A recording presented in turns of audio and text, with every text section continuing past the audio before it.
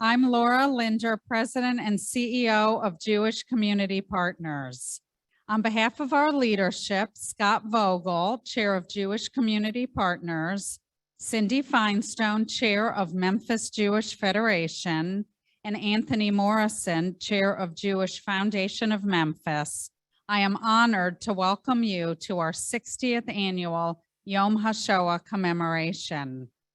We are proud to be able to gather together this evening despite ongoing challenging conditions.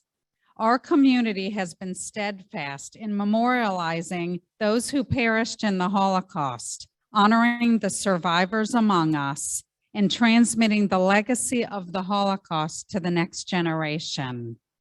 Thank you so much to Margot Gruen, Chair of Federation's Holocaust Memorial Committee, the 30 dedicated members of the committee, and to the staff of Memphis Jewish Federation who worked hard to present this in-person and virtual program.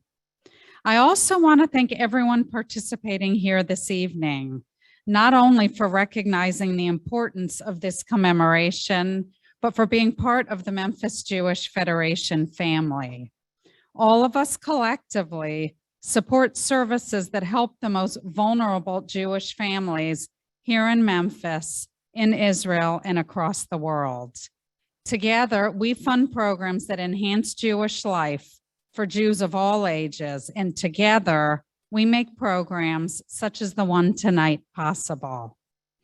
And I want to express our collective gratitude to our incredibly generous Memphis Jewish community, which rallied during the pandemic to support the most vulnerable of our local community, and most recently stepped forward and contributed more than $500,000 to support humanitarian relief for Ukraine.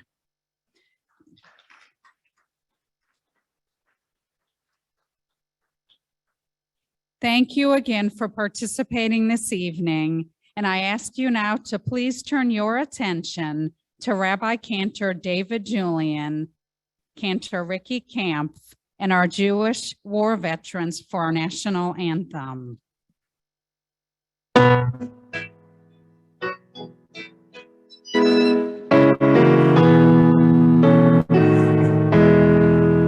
Oh, say, can you see by the dawn's early light what so proudly we hailed at the twilight's last gleaming, whose broad stripes and bright stars through the perilous fight o'er the ramparts we watched were so gallantly streaming, and the rockets' red glare, the bombs bursting in air, gave proof through the night that our flag was still there.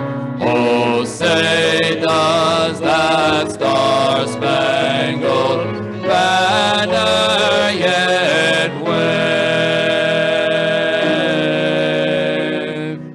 o'er the land of the free and the home of the brave.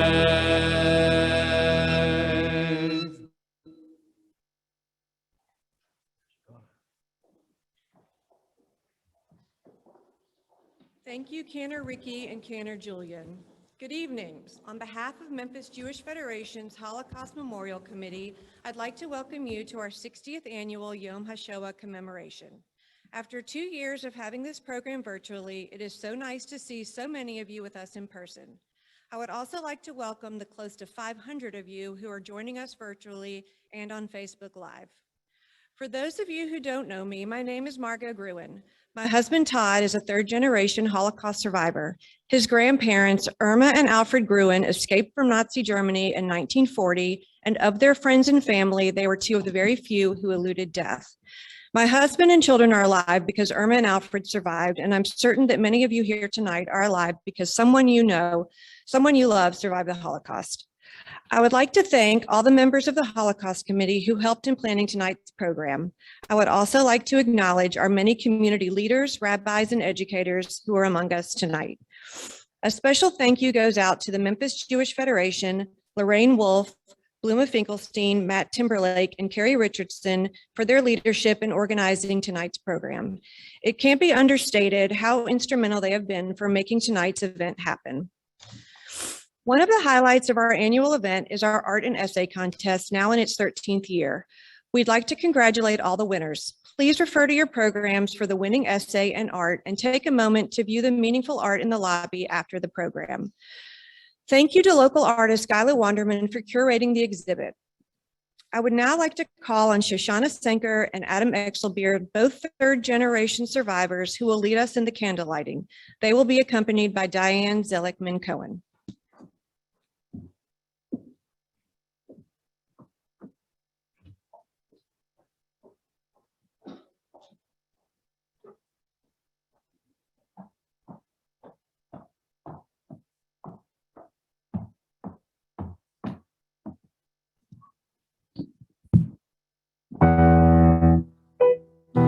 Mrs. Elaine Stegman is the daughter of Miriam Jakobowicz Churdy, who couldn't be with us tonight. Miriam lived in Sosnowiec, Poland.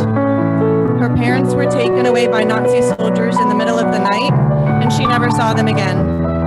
Two of her sisters and their 6 children also perished at the hands of the Nazis. During Miriam's teen years, she was forced to live and work in Grunberg, a Gross-Rosen concentration camp. After the war, she and her husband Max met at a displaced persons camp in Germany and immigrated to Chattanooga, Tennessee in 1951. Miriam's legacy includes 4 children, 9 grandchildren, and 12 great-grandchildren. Miss Dorothy Goldwyn is the daughter of the late Mrs. Paula Kelman. Paula was born in Częstochowa, Poland. When the war began, she was separated from her family and put into a ghetto, and then Hasang labor camp, where she was forced to make ammunition. She remained there throughout the war and was liberated by Russians in January of 1945. Paula met Mayor Kelman after the war. They married and arrived in New York City in January 1950. Paula's legacy includes 2 children, 3 grandchildren, and 4 great-grandchildren. Miss Janine Paul was born in Paris to Romanian parents. As the Germans were approaching the city, her father was killed and her mother and brother were deported to Auschwitz, never to return, leaving Janine, just age 12, alone. Through the kindness of several people, Janine was sent to a children's home in the north of France to hide out until the end of the war. She immigrated to the US in 1947. Janine's legacy includes 3 children, 3 grandchildren, and 1 great-grandchild. Mr. Jack Isaac Cohen was born in Chalchi, Greece. When Jack was 9 years old, the Nazis arrived. He and his family fled to St. George's Monastery in a remote area bordered by mountains. For 2 years, they gathered food only from the land and water from a nearby creek. After liberation, Jack and his family returned to their hometown, where he completed high school. He attended college at the University of Padova in Italy, graduating with a Doctor of Science. Jack came to Memphis in 1956. Jack's legacy includes 2 children and 3 grandchildren. Miss Carolyn Martin Rothschild is the daughter of the late Mrs. Rose Wiesel Martin. Rose was born in Chust, Czechoslovakia. On March 15, 1939, Hitler occupied Czechoslovakia, bringing it under German control. Rose was separated from her parents, 2 brothers and 2 sisters, and deported to Auschwitz. Rose translated documents and worked in an airplane factory making parts. In April 1948, Rose immigrated to the United States with her husband, Rabbi Joseph M. Martin. Rose's legacy includes 2 children, 8 grandchildren, and 31 great-grandchildren. Mrs. Rachel Shankman is the daughter of the late Mrs. Sesha Fromer. Sesha was born in Lodz, Poland. She was sent to Auschwitz, Bergen-Belsen, and was liberated from Zeitz-Fidel labor camp in Germany. Sesha, who lost a brother and sister, survived with her younger sister, Sala. and later found one brother, Aaron. Sesha met Abe Fromer, and they married in the Landsberg DP camp where Rachel was born. Sesha, Abe, and Rachel came to Nashville, Tennessee in September 1941. Sesha's legacy includes 1 child, 2 grandchildren, and 4 great-grandchildren.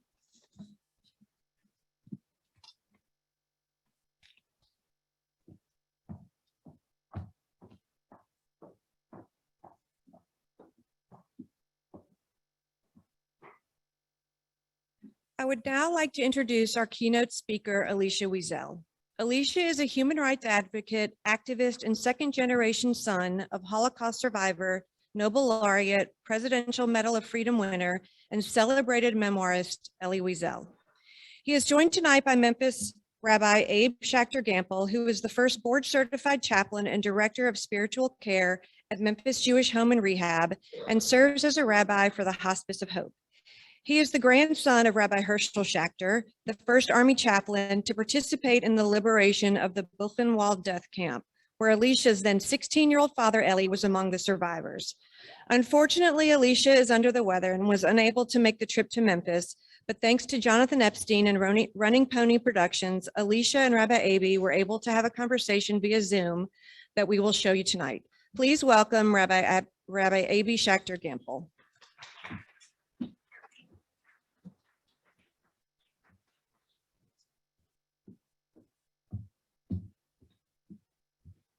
Good evening. I know we were all really looking forward to an in-person conversation this evening with Elisha Wiesel, but we were able to reschedule it and we broadcasted and re-recorded it. We pre-recorded it yesterday. So this is hot off the press and it'll be my first time watching it as well. So I think you'll really enjoy it. I think you'll be moved by it. Elisha is an eloquent speaker and speaks from the heart. So I think his words will connect to each and every one of you. Welcome everyone. We are so glad that you are here with us, albeit over Zoom. Unfortunately, our guest speaker today, Elisha Wiesel, is feeling under the weather, yet we are really glad that he's feeling well enough to be joining us over Zoom. And so unfortunately, we're not in person, but really glad to be able to still have this conversation pre-recorded, but be able to be broadcast on Yom HaShoah itself. And so, Elisha, we're really excited that you're here with us today. Abe, I'm thrilled to meet you. I really appreciate you being flexible as we change the venue here. So I wanted to first say to you, Shalom Aleichem. Aleichem Shalom. And I say that because, Elisha, Shalom Aleichem was the words that my Zaidi, my grandfather, Rabbi Herschel Schacter, presumably told your father, Elie Wiesel, and the many other survivors of Buchenwald. It was April of 1945, 77 years ago. And my grandfather was serving as a chaplain in the American Army with General George Patton. And they made their way and were the first liberators of Buchenwald, where your father was at the age of 16. And he made his way through the barracks, my grandfather, my Zaidi, and called out to the Jews, Shalom Aleichem, Eden, Shalom Aleichem. Jews, ihr seid frei, you are free. And so I can only imagine what that moment was like for my grandfather. And I can only imagine what that moment was like for your father. And yet those are just memories. The theme of our evening is safeguarding the sacred, perspectives on Holocaust memory.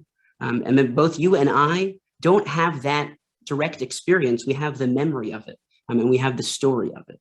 And so I'm curious as we begin our conversation tonight, what does it mean for you to live in a generation that's removed from the Holocaust? Look, first of all, what a great kavod to be talking to you with the memory of my father and your grandfather sort of hovering over us. You know, I have to just say, as I get around to answering your question, that although we can't know exactly what was said, how my father reacted, what those moments looked like in the liberation of Buchenwald, your grandfather's words in a letter that he wrote to his parents outlining why he was doing what he was doing and why he felt a need to put himself into danger because of what was happening to our people, the Jewish people, the incredible tragedies that were unfolding in Europe. What an inspiring legacy of of activism and also of connection to the Jewish people. And when I think about, the legacy of the Shoah, it's funny, I have two kids, thank God, 16 and 14-year-old. And even though I come from a survivor family, the bulk of my education with them, very little of it is about the Holocaust. You might think that they would know all the dates and we'd be, studying them endlessly. But I actually prefer to focus more on connecting them to Judaism itself, to the traditions, to the literacy, to talking about the Parsha at the Shabbat dinner table, to having a sense of, yes, these terrible things happen to us, but let's really put our focus into what is the thing we're trying to keep alive through all of this. What are these traditions? What is this way of being that these values that kept our ancestors for thousands of years connected into a people rather than disappearing into the shadows of history? So that's my personal direction on it. Not that Holocaust education isn't critical, of course it is, but I tend to focus a lot more on what is it we're keeping alive, what were the things our enemies tried to take away from us. Great, wonderful.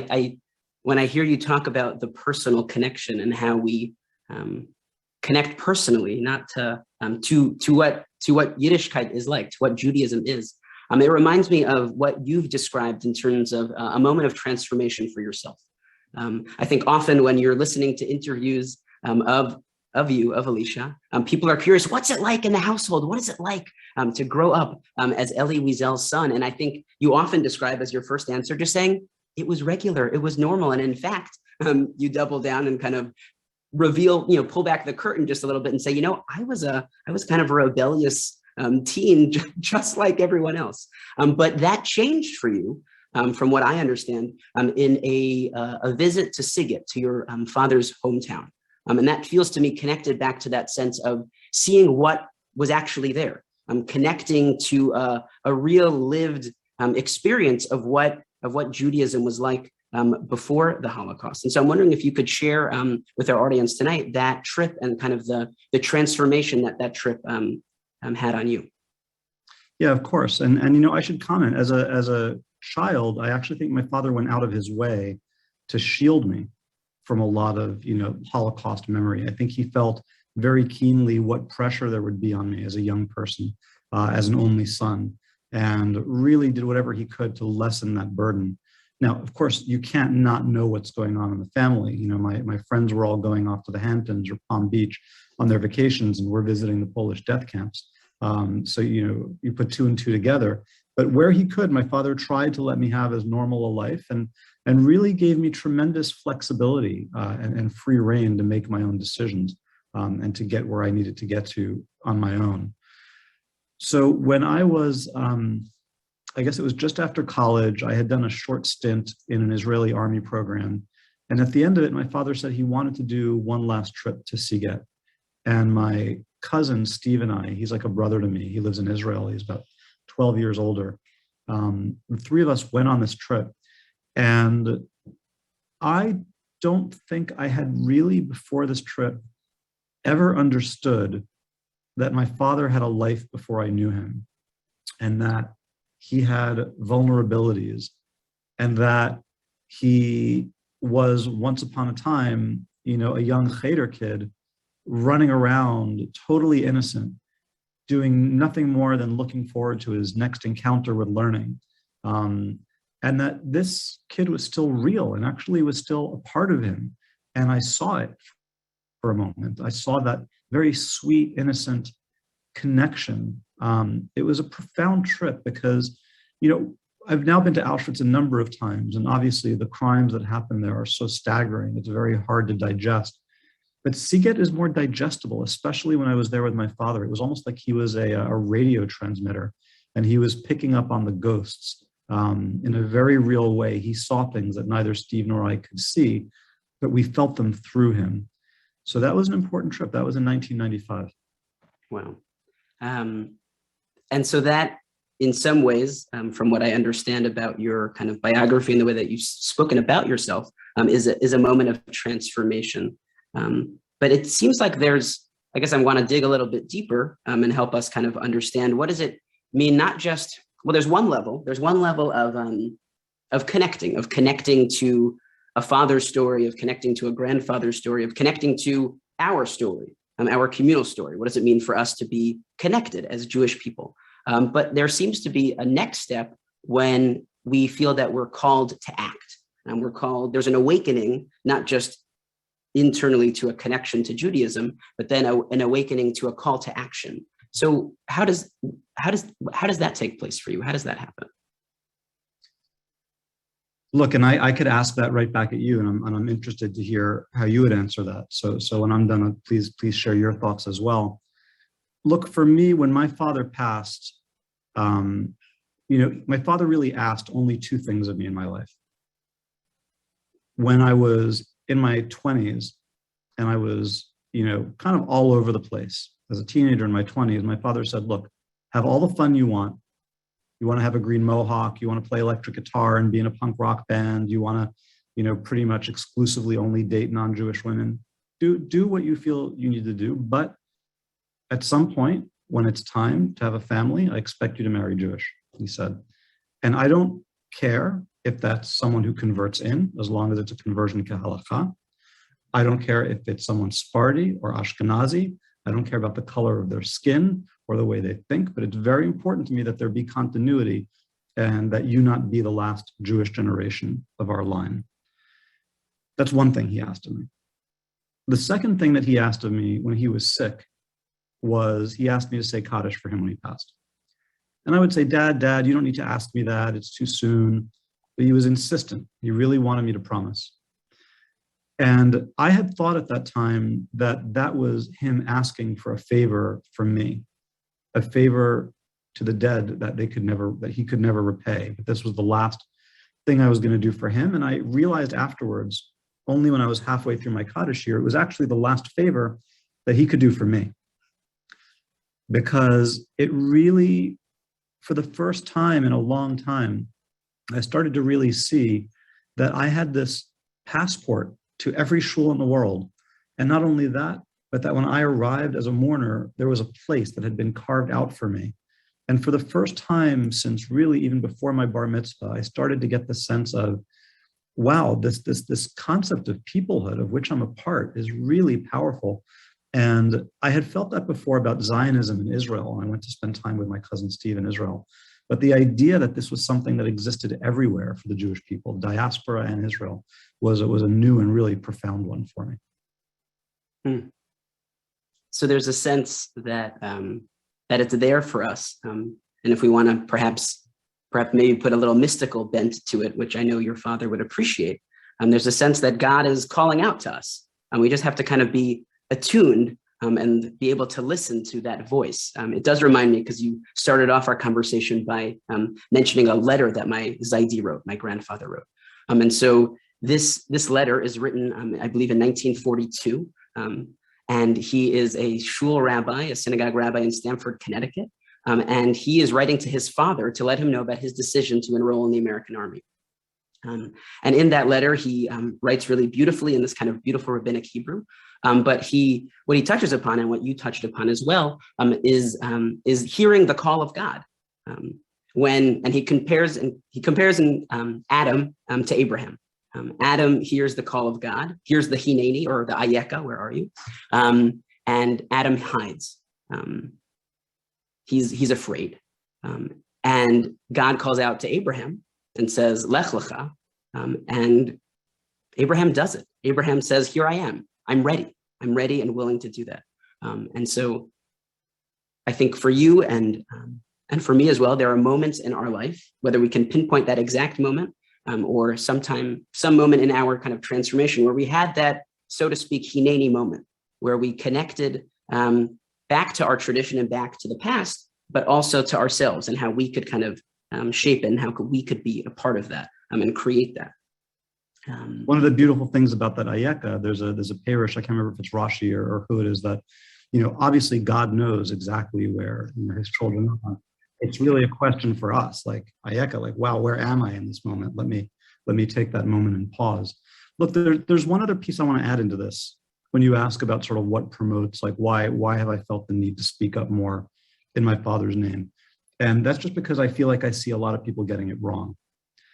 And, I had the privilege of knowing my father as a son knows him and knowing what was important to him. And I feel like in today's world, there is this incredible push. Those who take the time to remember my father, I feel for the most part, tend to focus on his human rights activism.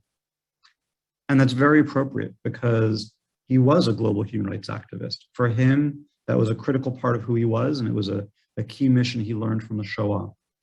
But I find that a lot of the memories of him, the way he is discussed, almost filters out his Judaism in that. Yes, he was this great global human rights activist, and then like footnote, deep in a very small font, oh yeah, and he happened to be Jewish. But that's not what it was for my father. For my father, human rights activism was because he was Jewish. It was deeply rooted in it. It wasn't like he ever felt he had to make a choice. Am I going to be on a global stage performing human rights activist for all oppressed people? Or am I going to focus on my Judaism? They were intermingled 100%. There was no split between the particular and the universal for him. And, this was my big concern, for example, when my father was honored at the National Cathedral last fall. I looked at the way the program was coming together. I could see what the speeches were going to be. And I started becoming terrified that not only is a bust of my father going up in a church, but like they're going to minimize how important Judaism was to him. And even more than that. So if my father was a global human rights activist because his Judaism informed it, then there's this whole other piece that I find if people minimize the Judaism, I find that too many actually want to dismiss that my father was a Zionist. And unfortunately, that's become a bad word. Like, my God, I love everything Elie Wiesel has to say. It's all so beautiful. Ugh, he was a Zionist. Like, you can almost see that with some of the social justice, minded people who don't understand that this was a critical thing for my father. He was a proud Zionist. He believed very much in the state of Israel. And the thought that his words would be celebrated, remembered, and taken out of context in such a way as to minimize all that or dismiss it, I think is very problematic. So I find that this is what I can bring to the table, is remind people of who he was. Mm. So there's this sense, the kind of the push and pull between the particular and the universal. Your father, a particular Judaism, a particular love of Judaism, in kind of stories or interviews that I've heard of as well. The love of being at shul, the love of hearing a chazan chant. If you watch and tune into the National Cathedral presentation, the ending, the finish is him singing Ani Maamin. Which is, by the way, is like very funny because the whole point of Ani Maamin is that the Messiah has not yet arrived, which is a little bit at odds with the venue. Yes. But that's good. That's good. That's holy chutzpah. But this sense that for him, as you were saying, and I think this is really beautiful to think about, that our kind of universal values aren't distinct and separate from who we are as a particular Jews, but actually they're an outgrowth of, or they're an extension of who we are. And so I guess I'm curious then to kind of circle back to our kind of theme here of Holocaust memory. In what ways do you think about the Holocaust particularly? And in what ways do you think about its universal lessons as well? Well, it's not lost on me that today we are commemorating Yom HaShoah. We're not commemorating International Holocaust Remembrance Day, which is when the Soviets came into Auschwitz and liberated Auschwitz. We're commemorating the beginning of the partisan Warsaw, the Warsaw Revolution, Mordechai, the Warsaw Ghetto, Mordechai Anulevich, the partisans who were determined to fight the resistance and say, you know what, we are going to take matters into our own hands because we can't wait for the rest of the world. We can't always depend on their good graces. And I think that's why Israel chose, Yom HaShoah to be the date that it is. And so that's not lost on me. When I think about Holocaust memory, I think about all the people who, fought and were not going to go willingly. I think about all of the victims who were misinformed. My father, often expresses his great disappointment with FDR and the West. Not just that FDR didn't bomb the train tracks leading to Auschwitz, but what about Voice of America? What about the BBC? Where were the radio broadcasts telling the Jews of Hungary in 1944, when at this point we already knew what was going on in the camps? Where were the radio signals saying, Jews, do not go to your death, don't get in the trains? Where was that? So I think a lot about our obligation, where even if it's as simple as sending a message in this day and age, to warn people is incredibly powerful, and to show solidarity. So I don't know. So I guess just to kind of maybe ask it another way,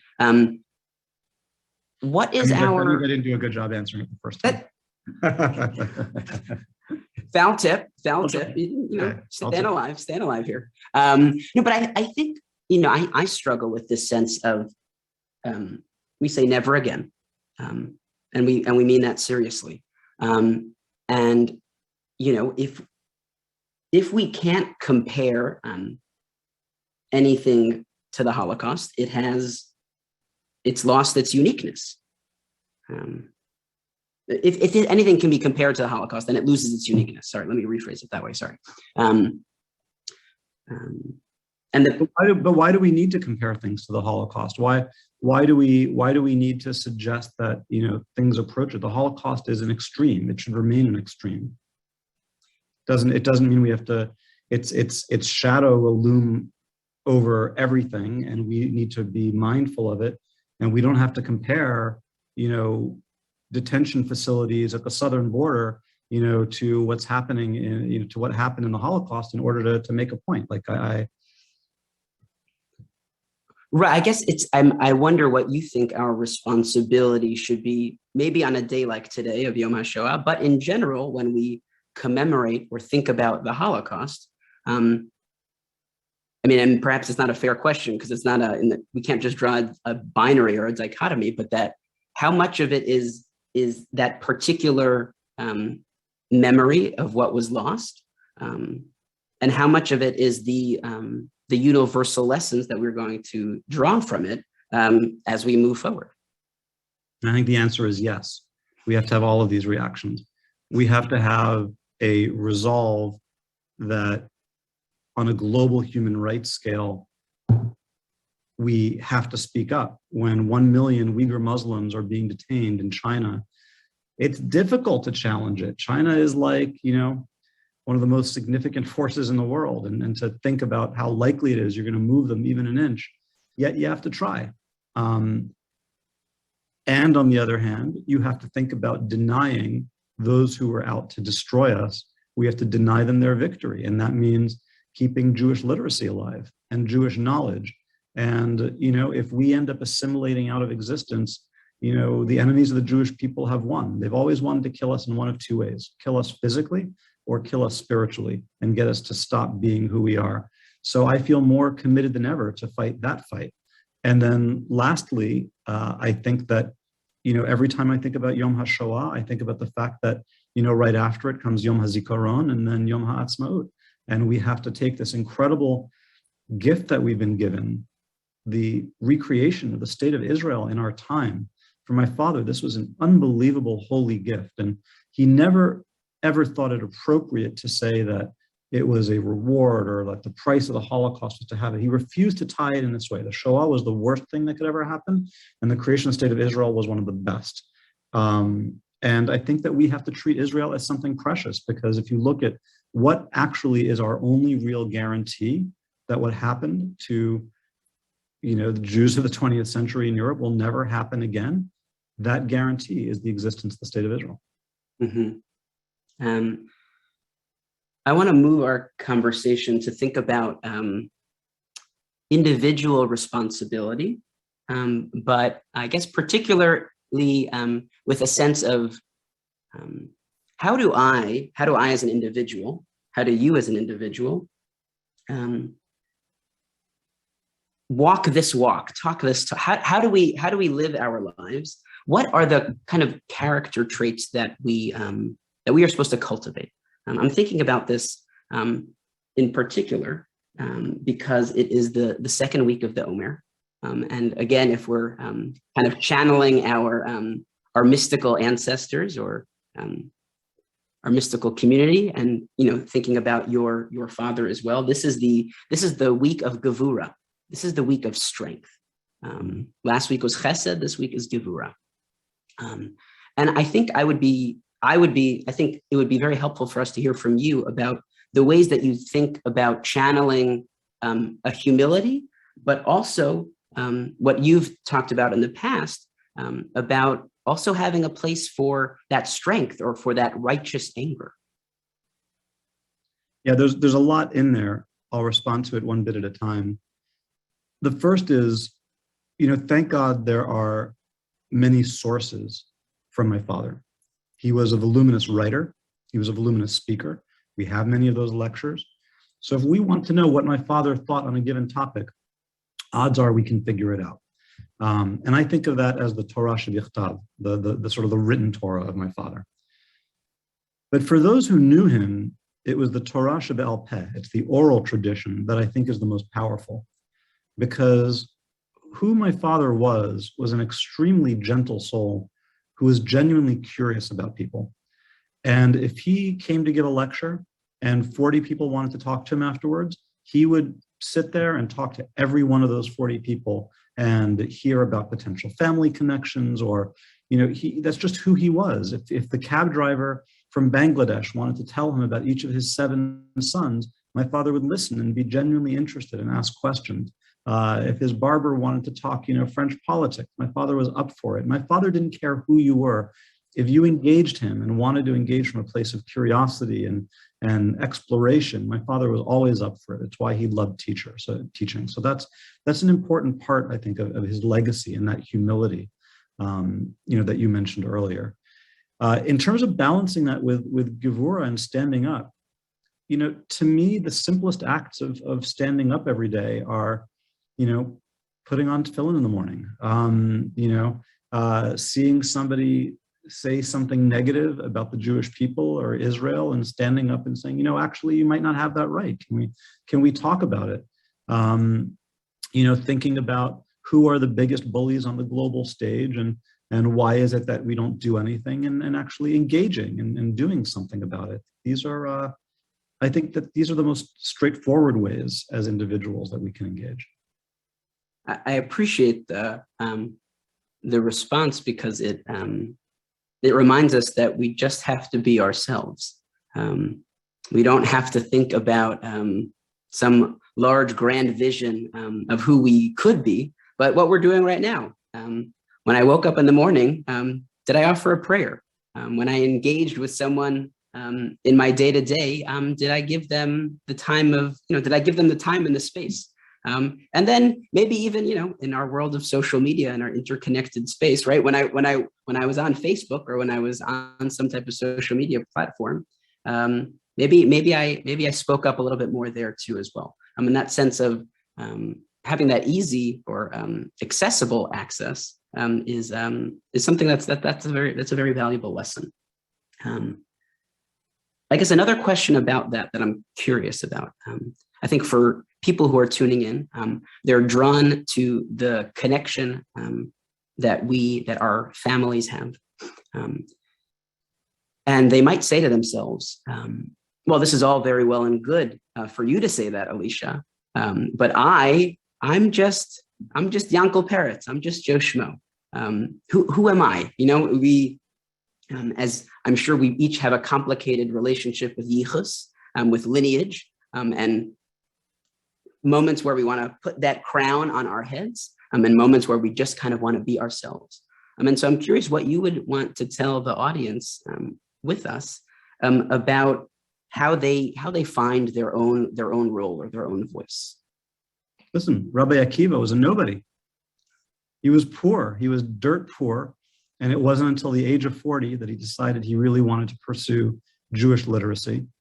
And he became one of the most venerated sages we have, quoted nonstop, left a profound mark on so much of the way we think about and practice Judaism today. And he was dirt poor, had no connection, came to it out of nowhere, very late in life, and determined he wanted to explore. So I think, for all of those people who listen to my father in one of the tapes, sing a nigun or relate a story, these are, lo b'shamayim. This is not something, it's not up in the skies. This is not inaccessible. The treasures of our people and the debates of our people are within reach, whether that, and everybody can always make a step, whether that is, taking a trip to Israel or cracking open a siddur and finding one particular prayer that resonates with them, or, opening up the Torah and saying, hey, what's happening in the Parsha this week? All of the accessibility to Jewish literacy is very much there. And you don't have to take big steps, you can take small ones. And in terms of making a difference in the world for people who are suffering, again, it's all small steps, and you don't have to take huge ones. You're very hopeful. You're optimistic. Where does that optimism come from? And especially, I would say, in a world where we might feel that things continue to feel darker, and to continue to feel a little bit scarier. So where do you find your hope and your optimism? It's a good question. I'm thinking about it. My father raised me, despite all the grief that I gave him, with this concept of just be who you are. He loved me completely, didn't want me to change or be someone different, loved me as I was. And he had this incredible faith in me that I would progress in the right way, in a way that would make him proud.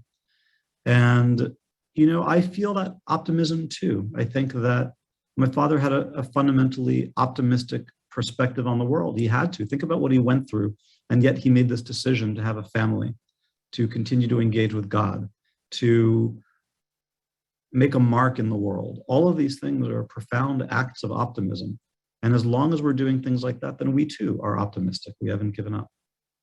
Well, I think that's a really beautiful place to conclude our conversation.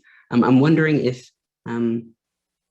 as we kind of end our talk tonight, our conversation, if there's anything else that you would want to share with our audience, any kind of, whether it's personal recommendations or things to think about or something to pursue, what would you say to the viewer who's watching us tonight? You mentioned the Omer earlier. When I think about the Omer, I think about this time where my father's family, the ghetto had just been put in place. It really started right around Pesach. Transports were right before Shavuot. So the time of the Omer sort of is this in-between period. And I think a lot about how there's this progression from leaving Egypt to arriving at Sinai, and then I contrast it with what my parents' family went through, the beginning of the end all the way through to the end. The Omer is this profound time of change. And the message that I think I would leave this group with is,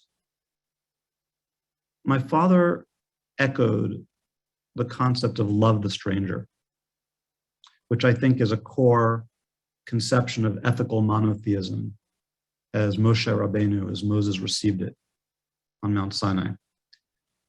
But there's also this other element to being Jewish, which is to be the stranger, which is we are a people apart. And those two principles don't have to fight each other. And as we go through the Omer, and we all sit there saying, what can I do to help the stranger? I would encourage everybody in some little way to say, and what can I also do to be the stranger, to celebrate our unique peoplehood, to re-immerse myself in something Jewish that my kids will see me doing and make them ask questions the same way they do at the Pesach Seder. These are the things I have in mind. Wonderful. Thank you. I appreciate your time, your willingness to just be as you always are, just so candid and honest and heartfelt with us, and your willingness to be here, albeit that you're still not feeling so good. So from all of the from the entire Memphis Jewish community, we send you a refuah shlema. Thank you, and I hope to meet you all in person soon, God willing. Yeah, we really hope so. So thank you. Thank you for kind of the Jewish community partners for arranging all of this. And I hope everyone has tuned in, has enjoyed, and we look forward to connecting with you soon.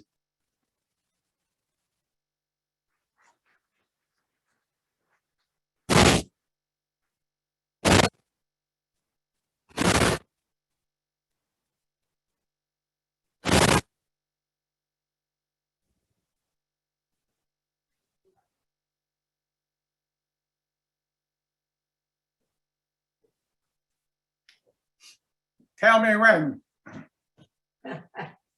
Darkness came als de geest hem letzten weg.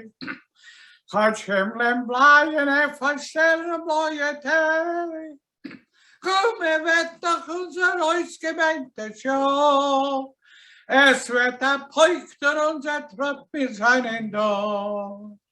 Kom en werd doch unser Ausgemeinte Show. Es wird erpeuchter unser Trott mit seinen Dor. From land of palm tree to the far of land of snow, we shall be coming with atonement on our wall. Everywhere a blood is sunk into the earth, shall a bravery, a figure blossom forth. Everywhere a blood is sunk into the earth, shall a bravery, a figure blossom forth. The song was written with a blood and not with lead. It's not a song them birds sing overhead. Everywhere a blood is sunk into the earth, shall a bravery, a figure blossom forth. Zwarte Morgen soll beginnen an dem Heid, in der Nächten verschwinden mit dem Feind. Ob Versehen wird es sein auf dem Kajo, wie ein Parol soll gehen und Lied von Dort zu Dort. Never say that there is only death for you. Well, the skies may be concealing days of blue, yet the hour we have forget for us near. Und hat letzter Schendel, because the state of Israel is here. Yet the hour we have hungered for is near. Und hat treacher tremble, because the state of Israel is here. Ay, ves mir.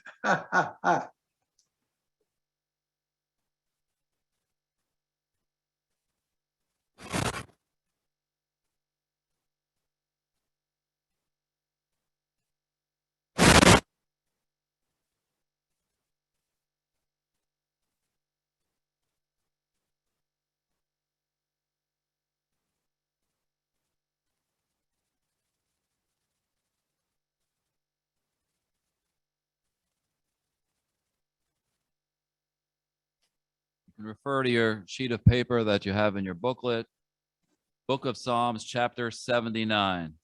Read together.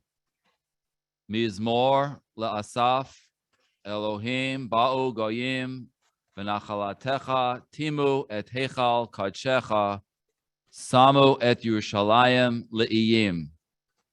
Natnu et nivlat avadecha, ma'achal le'of hashamayim, Bisar chasidecha lechaito aretz. Shafchu damam kamayim sevivot Yerushalayim ve'ein kovar. Hayinu cherpa lishchenenu la'ag vakeles lesvivotenu. Adma Adonai te'enaf lanetzach tiv'ar kamo eish kinatach. Shvo chamatcha el hagoyim asher lo yeda'ucha V'al mamlachot asher b'shimcha lo kara'u. Ki achal et Yaakov v'et naveu heishamu. Al tizkar lanu avonot rishonim, maher yikadmunu rachamecha ki dalonu me'od. Azreinu Elohei Yishenu al devar kavod shemecha, v'hatzilenu v'chaper al chatotenu lema'an shemecha. Lama yomru hagoyim aye Eloheim yivada bagoyim le'einenu nikmat dam avadecha shafuch. Tavo lefanecha enkat asir kegodel zroacha hoter b'nei tumuta.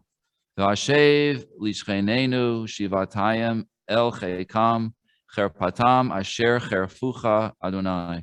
V'anachnu amcha v'tzon ma'aritecha nodel lecha leolam ledor vador nesaper tehilatecha. On the other side of the sheet, we can recite the mourner's Kaddish together.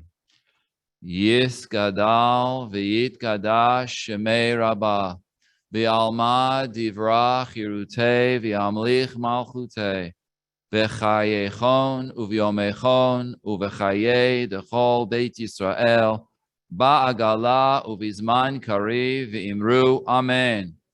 Yehei shmei rabbah mevarach li'olam u'mei olmaya yitbarach v'yishtabach v'yitpa'ar v'yitromam v'yitnaseh V'yit hadar, v'yit ale, v'yit halal, shmei dekudusha b'richu, le'ela min kol birchata v'shirata, tushbechata v'nechamata, damiran bi'alma v'imru amen.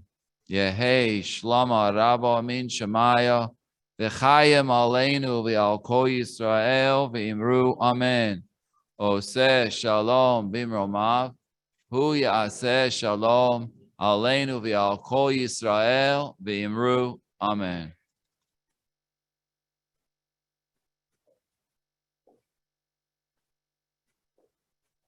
Thank you, Cantor Ricky. Cantor Aryeh Sandberg of Anshe Sfard Bethel Emeth Congregation will lead El Male Rachamim.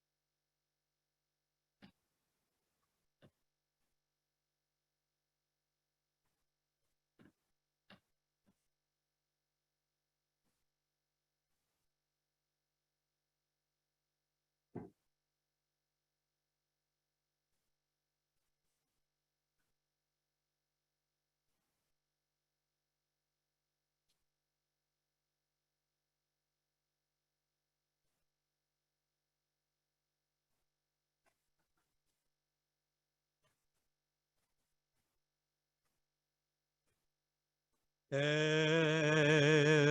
Molei Rachamim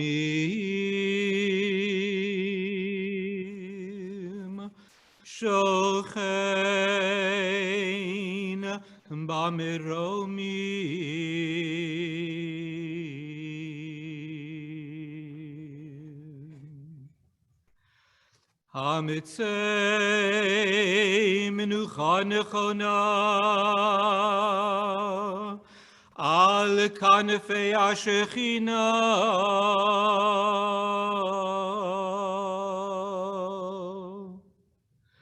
b'malos kidoshim utehorim Kizoar Horakia Mirim Umazirim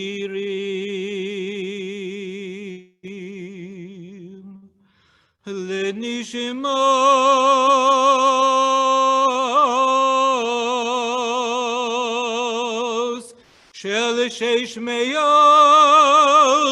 Rivivos Alefei Yisrael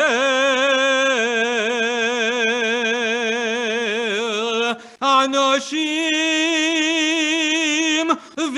נשים, ילדים וילדות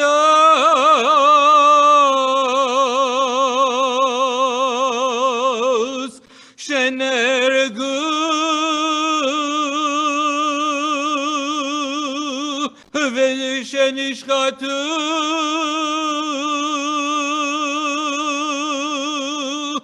ושנשרפו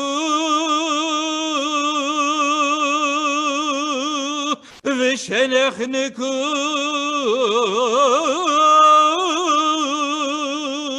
ושנקברו חיים.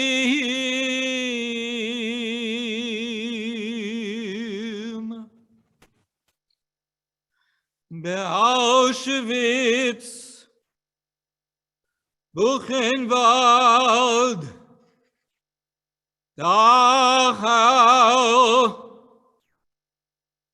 Treblinka, Maidanek,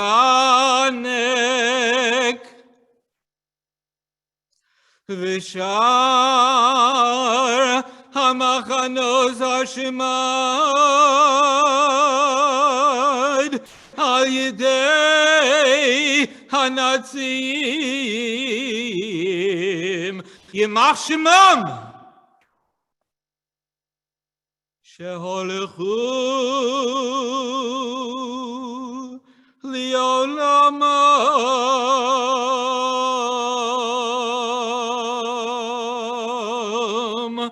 בעבור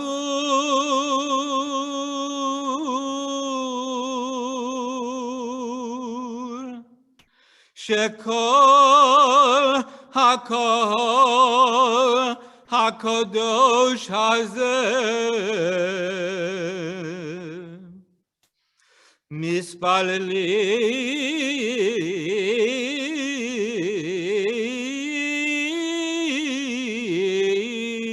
מתפללים ביד אזכרת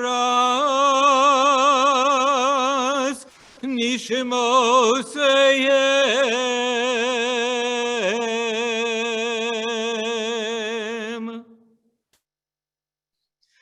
בגן עדן,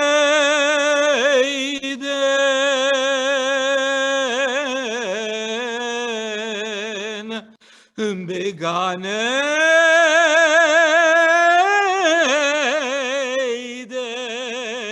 עדן, בגן עדן, בגן עדן,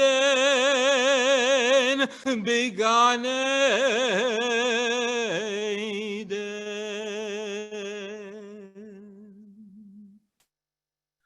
בגן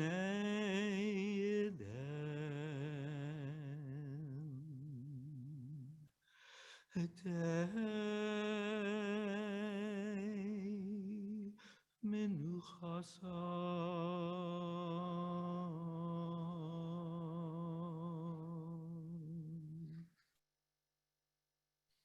לכן בעל הרחמים יסתירם בסתר כנפיו לעולמים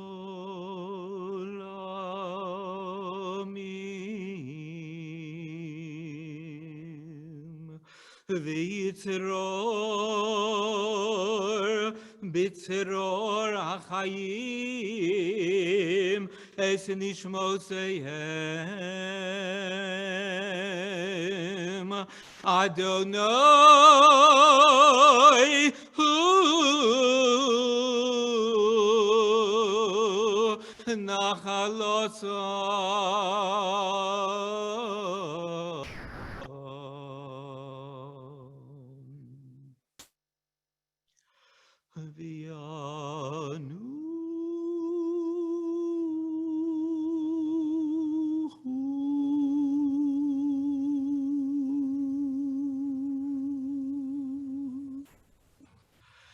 בשלום.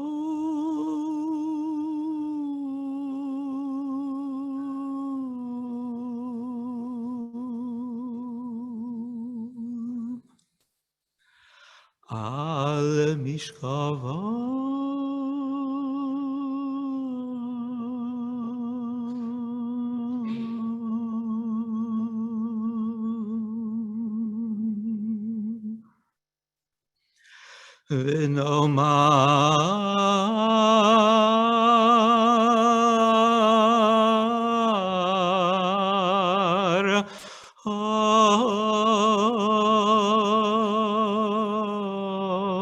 אמן.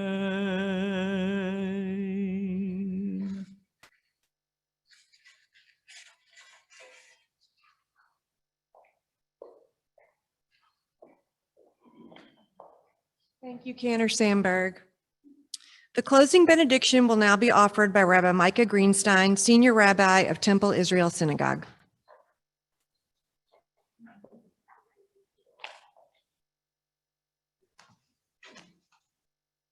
You may be seated, but I promise it won't be that long. My talk, at least. Yasher Koach to Cantor and to rabbis and to such beautiful program.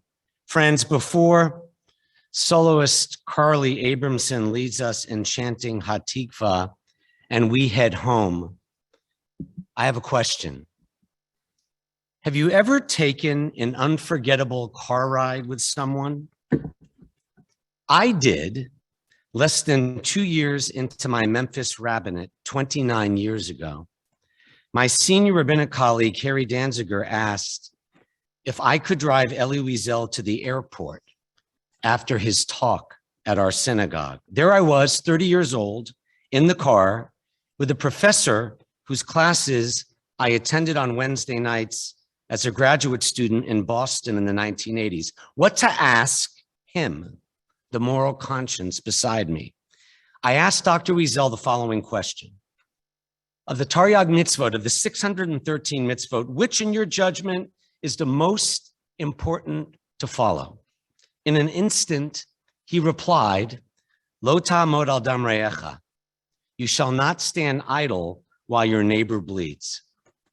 The Bosnian genocide had begun as the world stood silent and turned its back on the slaughter. And Elie Wiesel, the Jew, highlighted at that moment the Jewish command that we are not permitted to stand idle. Or as he put it 2 years later, when we awarded him the Esteemed Freedom Award at the National Civil Rights Museum in 1995, he said, the opposite of war and bloodshed is not peace. It is indifference to war and bloodshed. The opposite of hate is not love, he continued. It is indifference to hate. Indifference is the enemy, Wiesel said. And so we close with the word yizkor, remember. We are compelled to remember. May our sorrow and our tears tonight compel us to ease the pain of others. And may our own mortality make our lives stand for something great. To the God of the Jewish people and all people, Yit Kadash. May our questions open our hearts that we may in some small way ease the suffering of our people and this complex life. Shemei Rabbah, your name is great abundance, for as Elisha's father taught us all, even when there are no answers, there is still power in righteous acts. For in every human soul, in every precious light of God, memory is sacred and love is the lasting legacy. On this Yom HaShoah, help us and comfort us, God. May our collective grief open our hearts to even greater compassion and even deeper understanding. This and only this, the Imru, and let us say, Amen and Amen.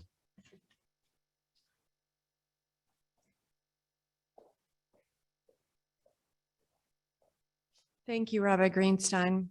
Please stand for Israel's national anthem, Hatikva, led by cantorial soloist Carly Abramson of Temple Israel. I would like to invite the current and former IDF soldiers to please come forward to join Carly.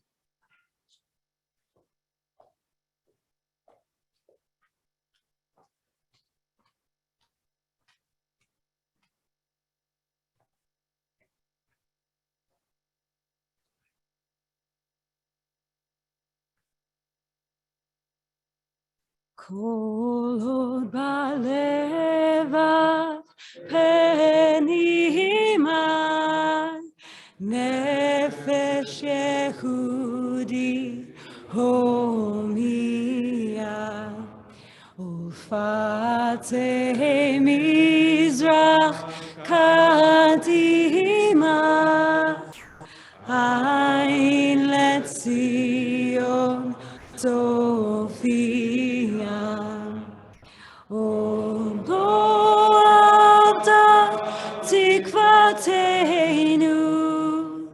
התקווה בת שנות 2000, להיות עם חופשי בארצנו, ארץ ציון ירושלים.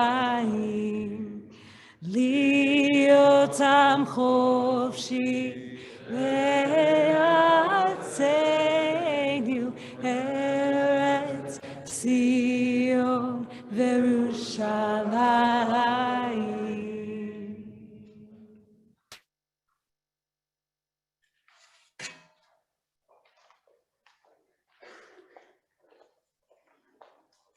Thank you all for coming, and everyone have a good evening.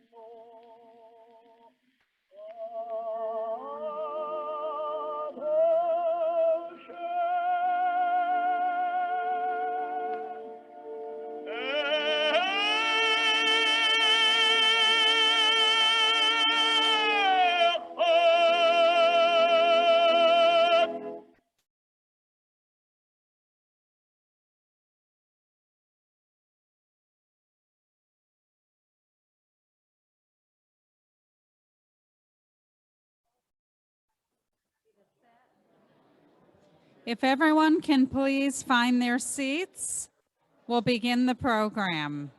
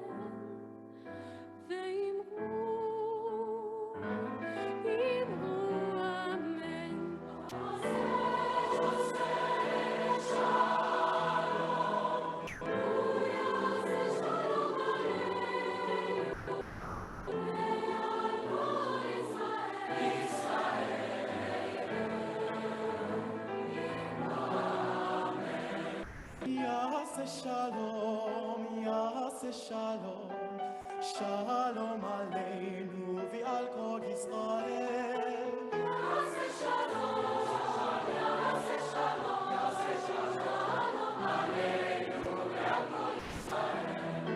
Yaseh Shalom, Yaseh Shalom, Shalom Aleinu v'al kol Yisrael.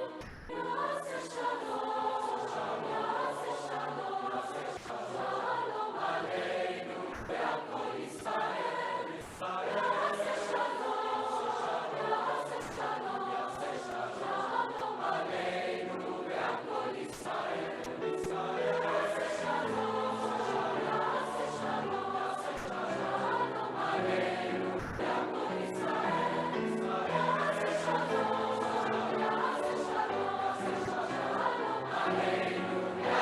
Israel.